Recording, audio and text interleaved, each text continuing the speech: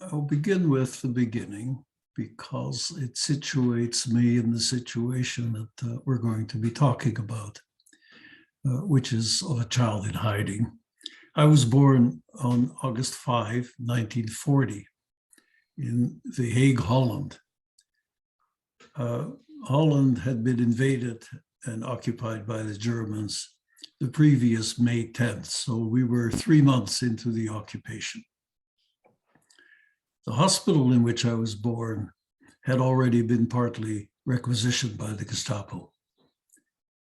Obviously, the first 2 years of my life are out of my awareness, except not really.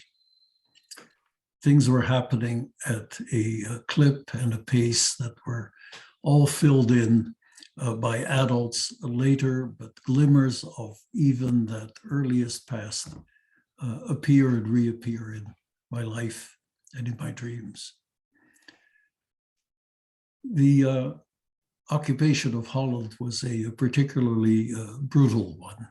I suppose it was to be an example to the rest of Western Europe as to what was in store for the Jewish civilians of the Western European nations. Jews in Holland were forbidden to have radios and bicycles. They could not sit on park benches or go to the beach. And pretty soon could only shop in the late afternoon when stores were empty. The restrictions grew quickly and ominously. And yet, no matter how awful they were for my parents to contend with, no one could foresee what the Germans really had in mind. By 2 years later, around 1942, when I was a 2-year-old, a letter came to our home to report for resettlement to the east. No one could imagine what that meant.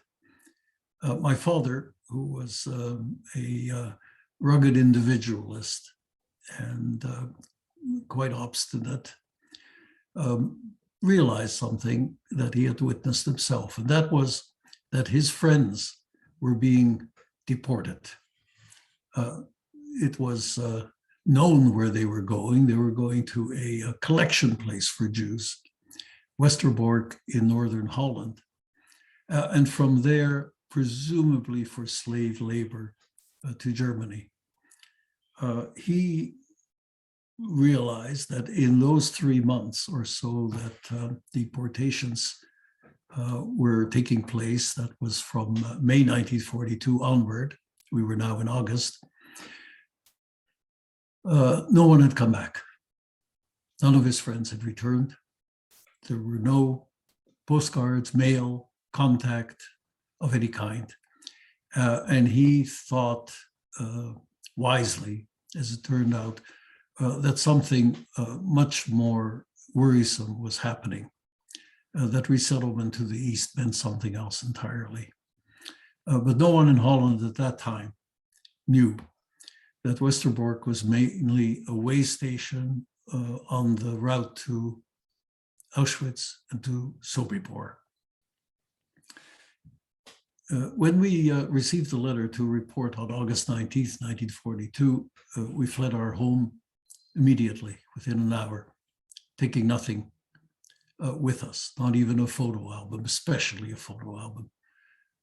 Jews couldn't carry anything that could potentially identify them. And we scrambled, apparently. I, still just a baby, was placed temporarily with Mrs. Mulder, who had been a neighbor of my parents some time back. She accepted me for a short while, and then a miracle happened. And the miracle was in the form of Mrs. Violette Munich, who went on her once yearly social visit to Mrs. Mulder, who was a friend. And on that annual visit, walked in and said, "Who is that baby?" Mrs. Mulder said, "It's Hobie Krell." And what's he doing here? He's a little Jewish boy, and his mother is looking for a hiding place for him while they're looking for a place for themselves. But we can't keep them for very long because we and my elderly father, Opa Hole, are being moved to the countryside. The Germans were clearing out the larger cities in Holland of the elderly, resettling them elsewhere. And so Mrs. Munnick said, well, I'll take him for a couple of weeks while his mother looks for a place for him. And her act of generosity at that moment lasted nearly 3 years. I lived with the Munnicks, Albert Munnick, Violetta Munnick, and my now 10-year-older sister, Nora Munnick, who was 12 at the time I became part of their household. What good fortune. Nora, who went to regular school, of course, as a Christian girl, took great interest in having a little brother and spent much time with me, teaching me to read and write at a very early age. I learned other things as well at the Munnicks when I became Robbie Munnick. I learned to stay away from the windows because as a little boy, I was curious and I would go to the windows and look outside, watch the Germans march up and down a small park right in front of us. I was hauled away from that window because, of course, I had a head full of curly black hair. And I was living within a sea of blondes. I could be spotted, and indeed there were Nazi sympathizers living kitty corner across the street from us. That began a series of events that have never left me. They are fragments of memory, but even fragments of memory are important to a child who bears them for life. The first thing that I remember very clearly is my father sitting me on his knee. He came on a visit to the Munnicks, and in fact, it was his last visit. He taught me to call him uncle in the Dutch familiar sense. It's all right in Holland to call someone uncle and not be blood related if you know them fairly well. Clearly, he was teaching me not to identify him. He left after that. Had he not survived, I would never have seen him again, but fortunately he did. He himself went into hiding in the attic of his fur partner, Jacob Oversloot.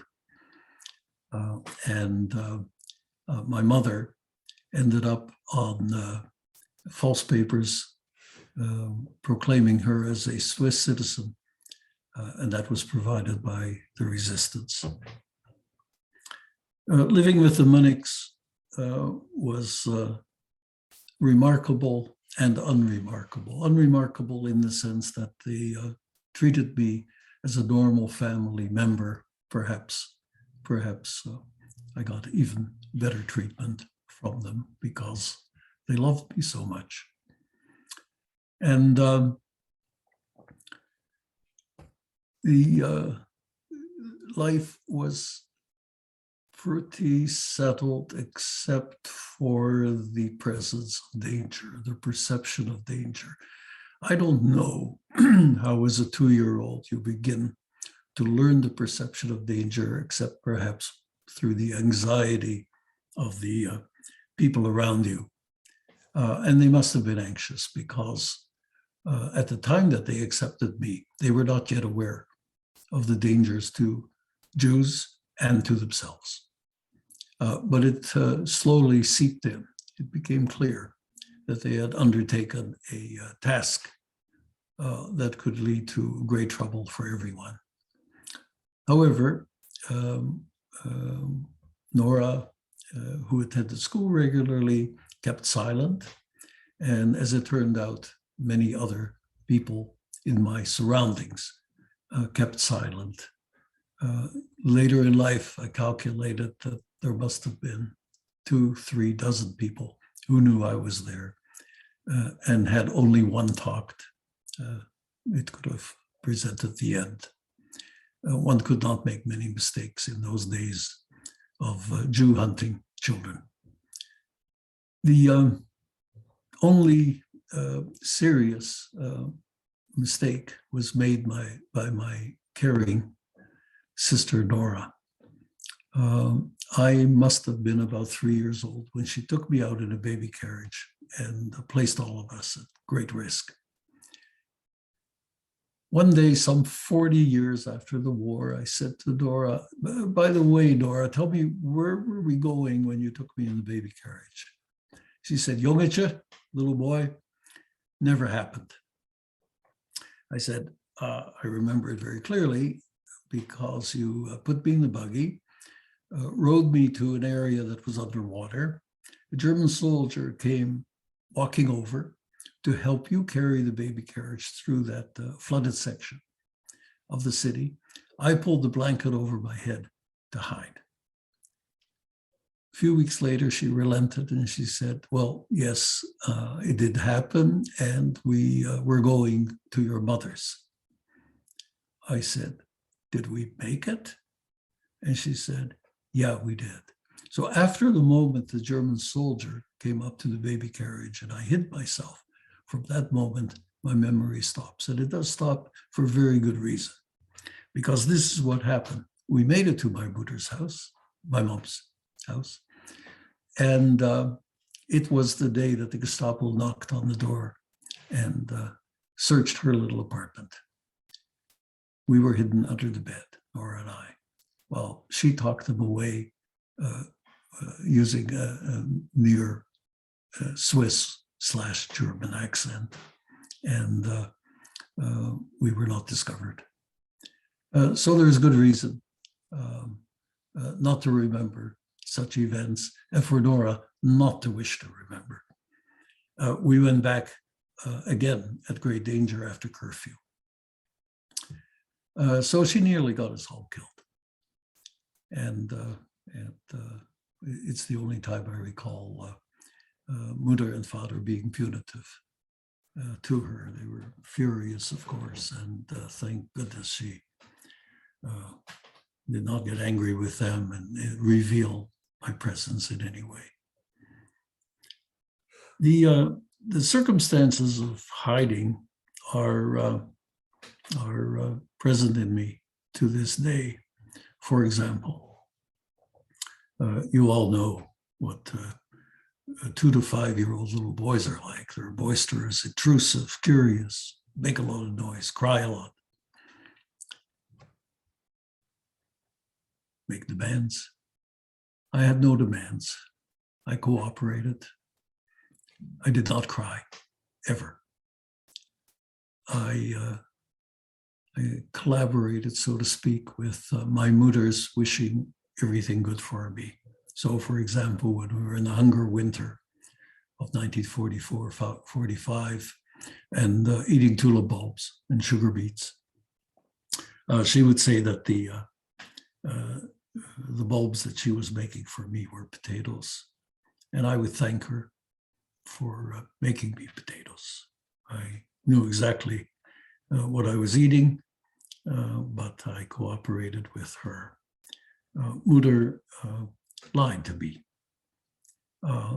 always only in the service of survival, because at all other times in her life with mine, she spoke the truth, which has caused me some problems over time because I tend to do the same, sometimes in the wrong time and wrong place. The other thing that a hidden child becomes comfortable with is silence. I found comfort in silence always. I have written and spoken about silence as the language of hidden children.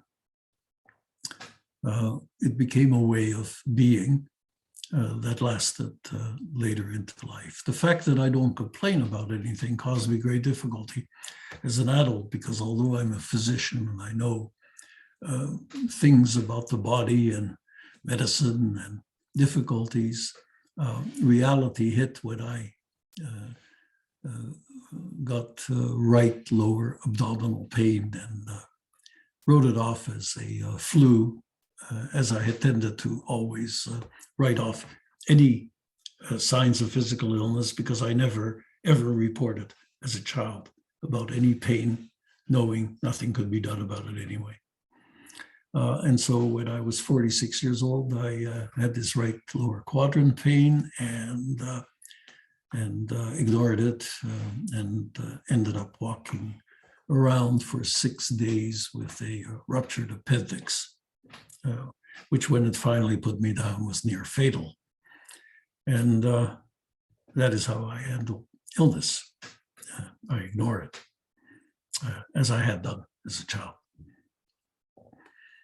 The other thing that pursued me was the usage of silence, which I wasn't totally aware of because I thought myself to be a fairly healthy, normal, cooperative kid with respect to my schooling and my friendships, and didn't realize exactly how I use silence until much later. So one psychological consequence of that was that somehow or other, I would get myself elected president of every class I was ever in, right up into medical school when I was the president of the Medical Undergraduate Society, sat on student council, without ever making a campaign speech.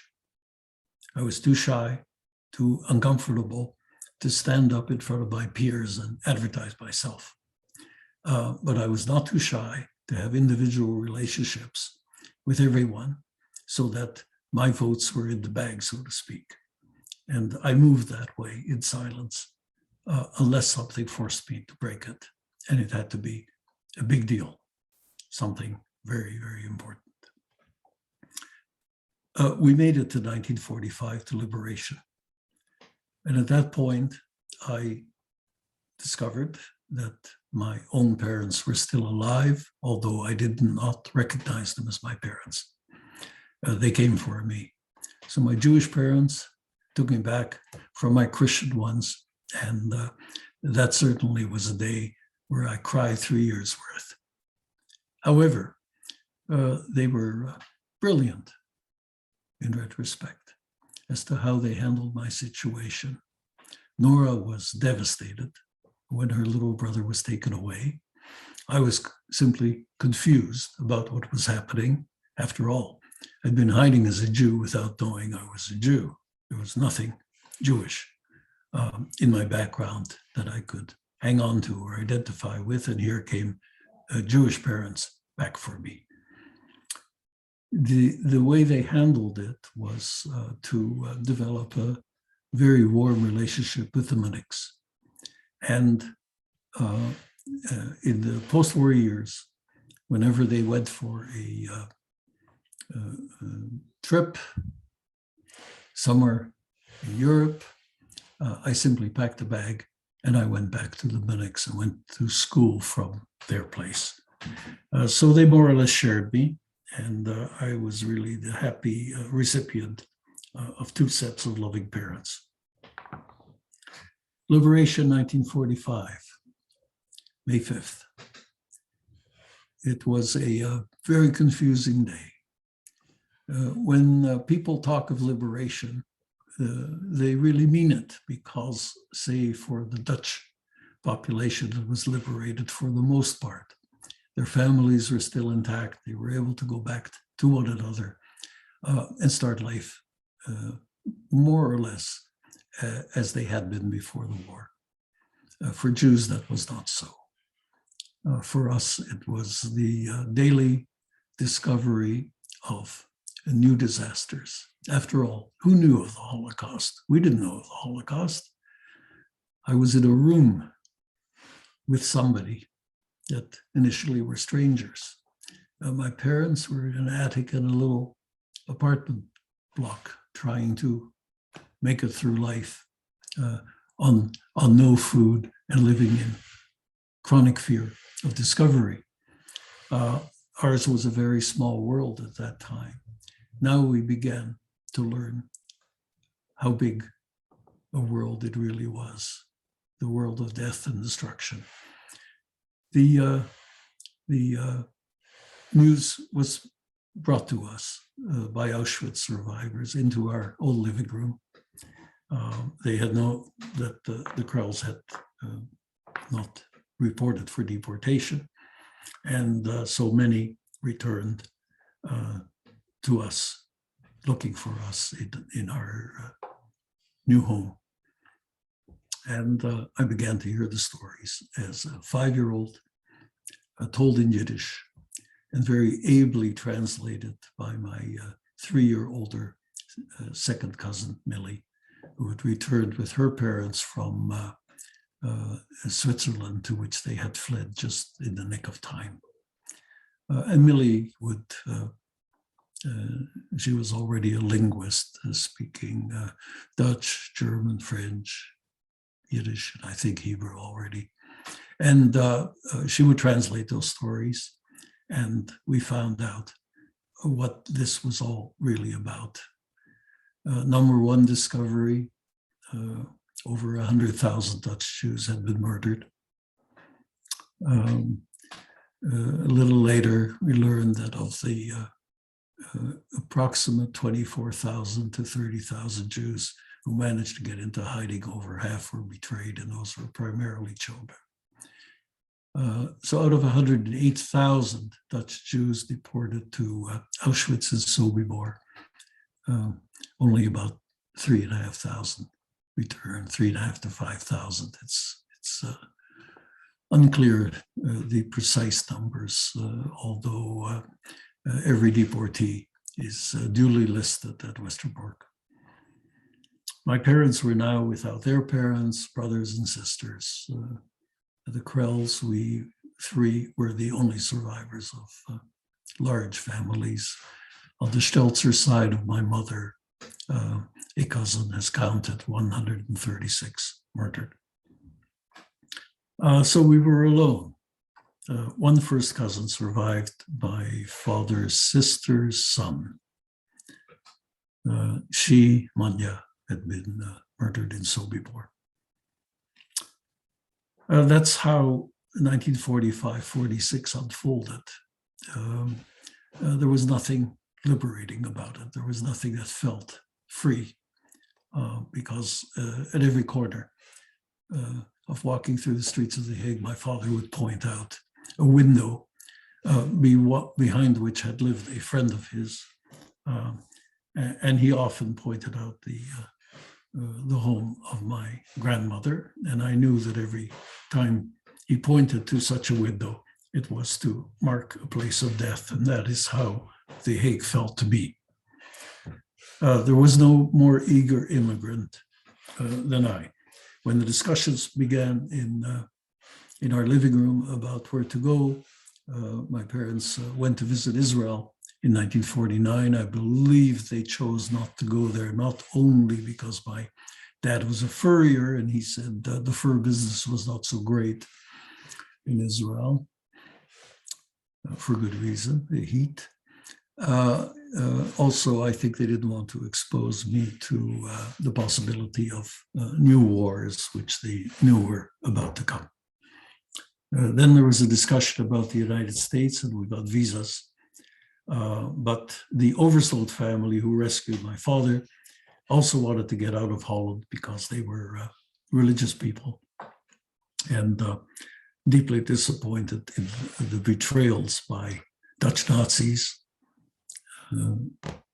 Their discovery of anti-Semitism throughout the war was an abomination to them.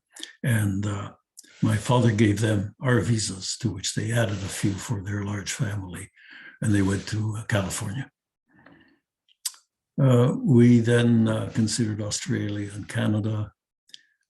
I vetoed Australia as just a large island in a big ocean. It looked too isolated to me, and I argued vehemently against going there. And we ended up going to Canada, Vancouver, British Columbia, on a 5-week trip on a freighter with passenger accommodation, the Diemerdijk, and ended up here in Vancouver mid-March of 1951. For some reason, I was able to know all on my own that this was a smorgasbord, a land of bounty and fruitfulness, because it just looked that way. I thought my parents somewhat depressed, having to start all over again in a new language, and certainly in line with my thinking about the fact that though they loved me dearly and looked after me very well, I had already felt on my own from about age 8, 9. I became fiercely independent, and that meant simply acting as a second-generation child, which is to never again cause any trouble to your parents. They have enough troubles. So I did well at school. I got paper routes to earn my money. I bought my car at age 16 from money I had saved. I put myself through university and through medical school. They always had my back. They always were ready to assist me if I needed it, but I didn't really need it. The one thing that I did that still mystifies me because of my extreme shyness is that I knew in order to be normal and to be seen as normal, I couldn't be shy.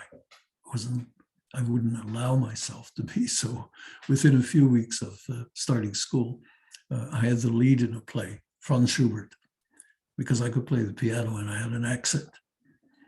And shortly after that, the only way that a person can achieve some normalcy when he or she is some sort of refugee, some sort of cast-off, is to learn the English language well. And so I entered spelling bees, and they were always public and on stage.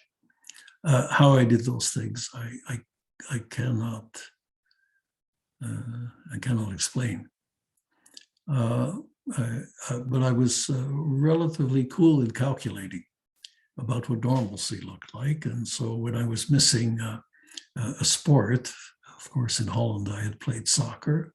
So I immediately began to play soccer on the elementary school soccer team and started to learn baseball until I secured a permanent position at third base. It was all about being normal.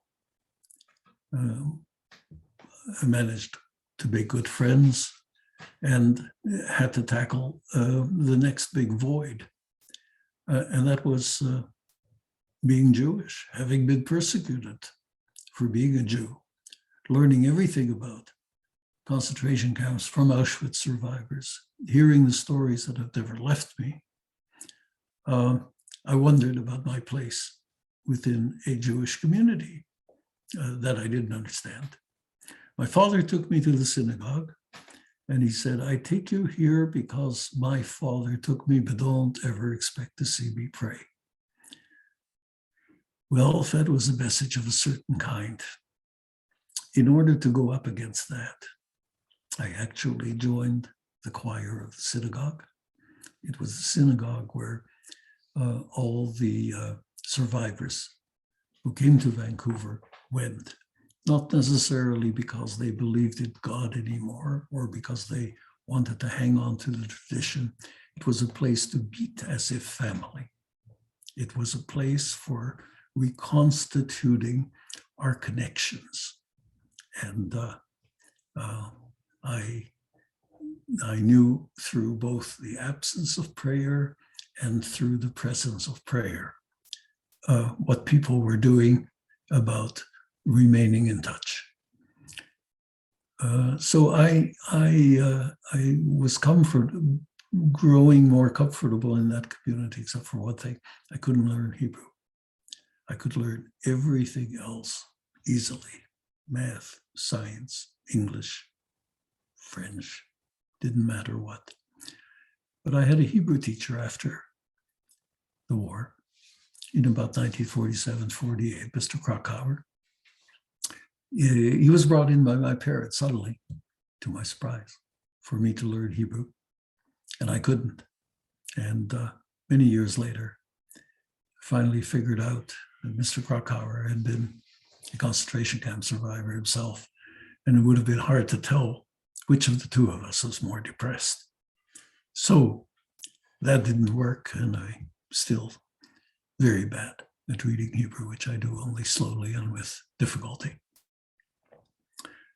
I sailed through high school, skipped grade 11 because they put me back a year for being an immigrant earlier, and decided to go to the University of British Columbia, where I ended up in medical school. Took an internship in Philadelphia because I looked for the toughest internship in the United States, and I was told that it was the Philly General or Cook County in Chicago or LA County. I got in at the Philly General. Could well have been the toughest by far, a place where you get to do everything and learn everything.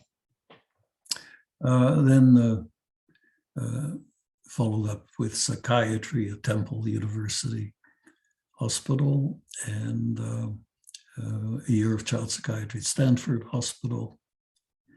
And then I came back to Vancouver, British Columbia.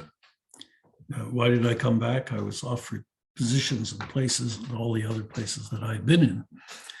But as a child of survivors, I felt a strong obligation to be back in the city where my parents were, for them.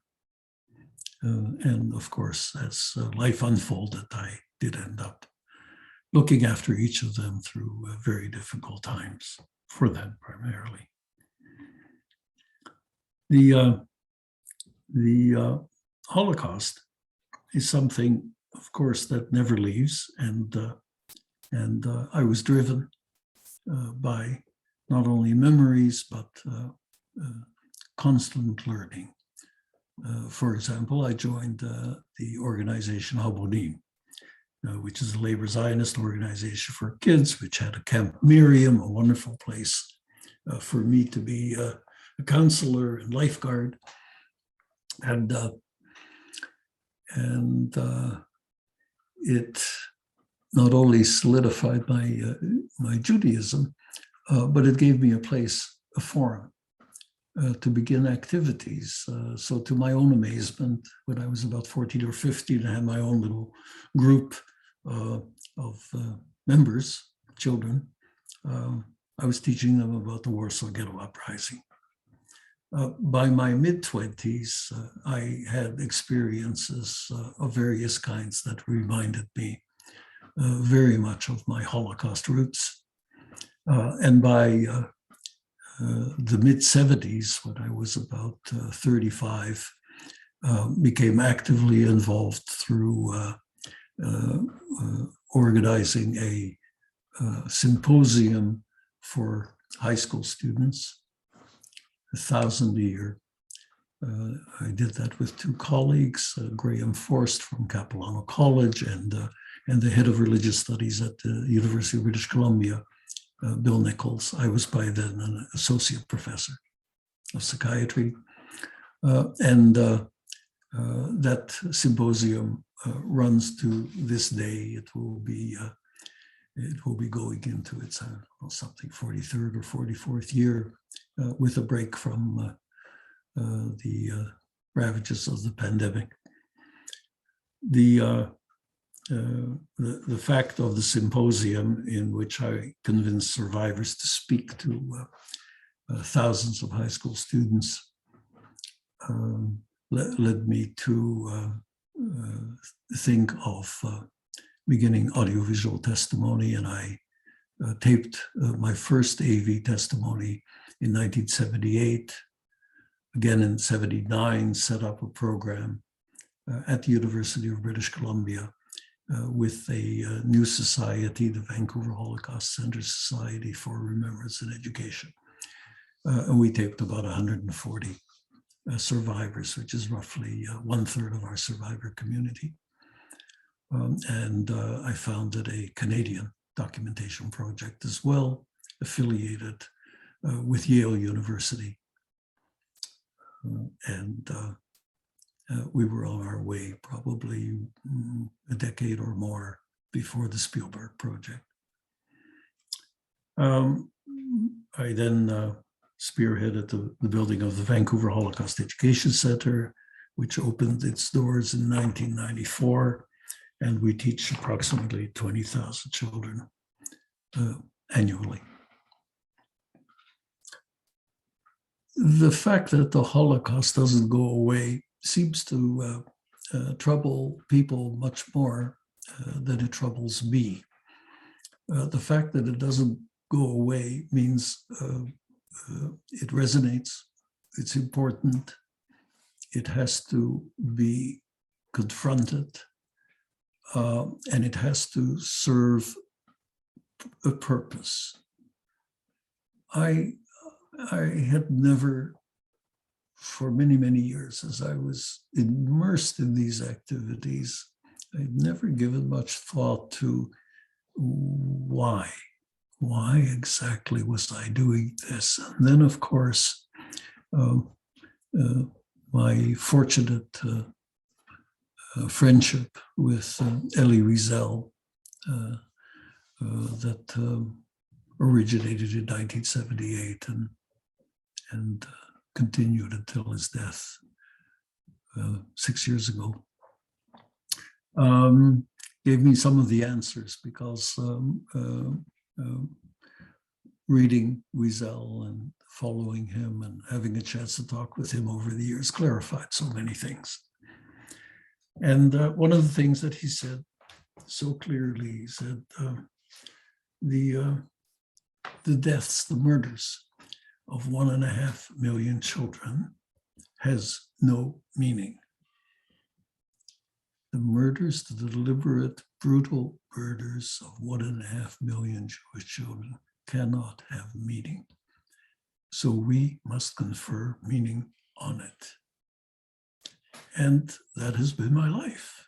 I have figured out, finally, at this late age, that whatever I did had nothing to do with any particular determination except a natural flow of trying to find meaning. The challenge that remains for us in the remaining years, whatever few are left, have something to do with leaving our legacy to you, to a next generation that must ponder these questions, find meaning where there may have been none, and teach. Not teaching about the Holocaust puts people at great risk, at great peril. The fact of the Shoah points to the reality that every one of the professions in whom we are to trust, that we rely on, our physicians, our lawyers, our architects, our engineers, our theologians, our writers of literature, all were compromised within only a few years of Nazi Germany. It took, about 2 years for the perversion of law to reach the ultimate Nuremberg laws that condemned a group of people to certain death. Physicians, German physicians, showed their stuff very early in the 30s. when at the Charité hospital in Berlin, the Jewish staff was laid off and no one protested. No one fought back. No one protected their Jewish colleagues. They simply took their offices.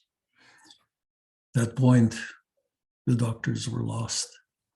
By 1938, 39, those very same doctors were involved in euthanasia programs, killing those persons considered unworthy of life.